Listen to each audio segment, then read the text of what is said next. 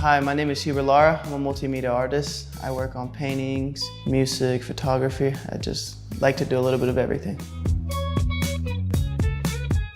I feel like with every kid, you grow up just kind of messing around with crayons, and that's kind of how my artistic journey began, just drawing cartoons from the TV. But growing up in Mexico, there's a lot of graffiti, and I remember my dad telling me stories about when he was young and he used to graffiti. I really got into the culture of it. Before I knew it, I was doing graffiti too. First tag I probably did, I was probably 9 or 10. And it was at this abandoned building by my great-grandma's house. After that it was like, okay, yeah, I like this. By the time I got to 8th grade, going into high school, I would start graffitiing a lot. If I tried to go to bed at night, I couldn't. It was just consuming my mind, you have to go out and paint, you have to go out and paint. I would sneak out, get on my moped, just drive around town and start tagging stuff. And then I got really good. There was a moment there though where my uncle, he was a muralist. He would bring me with him and he taught me a lot of the basics and sort of the boundaries for how to work within certain limitations. And so that taught me a lot. It taught me color theory and things that were important that I didn't know.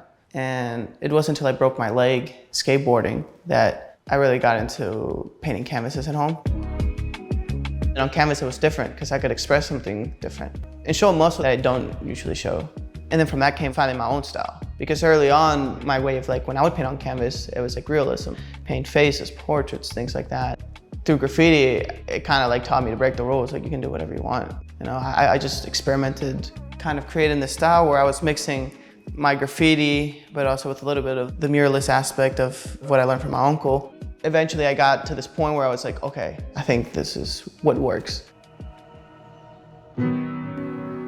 Being Mexican, I grew up Catholic and going to the church and seeing Christ hanging and the stained glass windows and the paintings and that kind of stuff also just inspired me because it's so brutal sometimes to work, and that's kind of what inspires me to do work that's kind of a little, brutal in a way, but at the same time it's beautiful in my eyes. As well as skulls. Skulls is a big theme in my work. Same with hearts. I love hearts. I have a heart condition, and so I was always been drawn to hearts. But also in Mexico, through Catholicism, there's a lot of sacred hearts everywhere. Seeing that all around me really inspired me.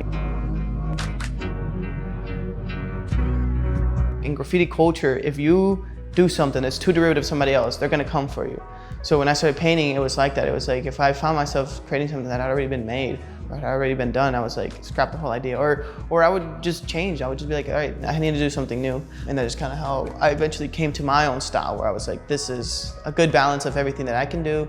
And since I go out of my way to not be derivative, I don't blame people when they compare it to other stuff, because that's the only thing they've seen. It's not the same, it's something different. I would say art really is therapy for me. I often tell people I don't paint because I want to. I paint because I need to. I just don't feel well if I'm not painting. I really don't feel physically well if I'm not painting. If I go too long without creating art or making music, I'll be in my car just with these ideas just welling up to the point of a raging headache, to where I'm I need to create. So for me, it really is just therapy, and also just I have to do it. It's just in my nature. This one just means the most to me because of that time of mourning when I was just mourning my friend and spent literally a year or two working on a painting. And even when I started working on it, it wasn't even it was meant for him, the painting at first. It was just me working on a painting. It was a way to cope.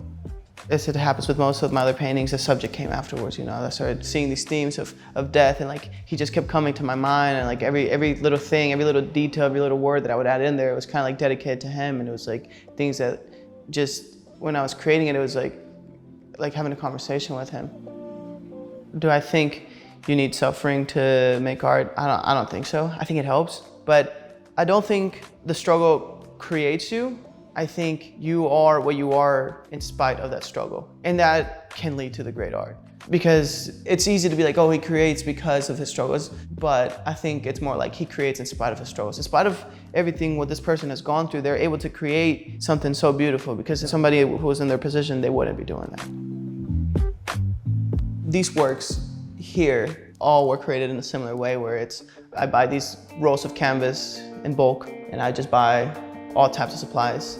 And then the next step would be cutting the canvas, finding a wall big enough to paint on it, And then I just put little tackets on the walls and hang it up. And from there, I just start with the background. The background usually just starts simple, just one color. And then from there is where I start building up the layers. And then I find the subjects, and those can come from anywhere. Sometimes I'll even open up a book just to like read, just to find what do I want to talk about, what do I see. Usually the original idea never plans out. The first idea is always like the worst idea. I'll literally just start creating something and then I'm like, all right, so that's just gonna be the background now because I don't like it.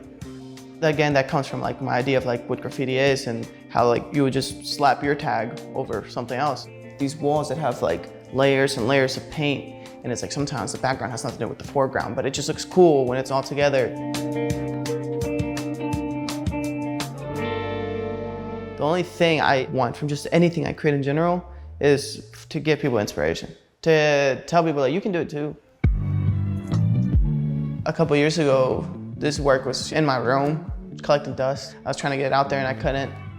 Having my art in a gallery meant the world to me.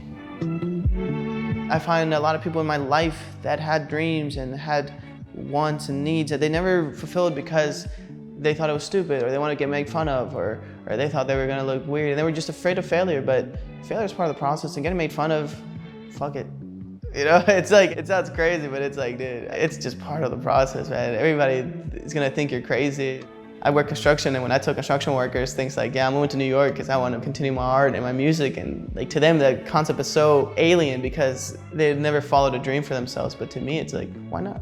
Why let what other people believe control who you are and who you should be? You know, you control that.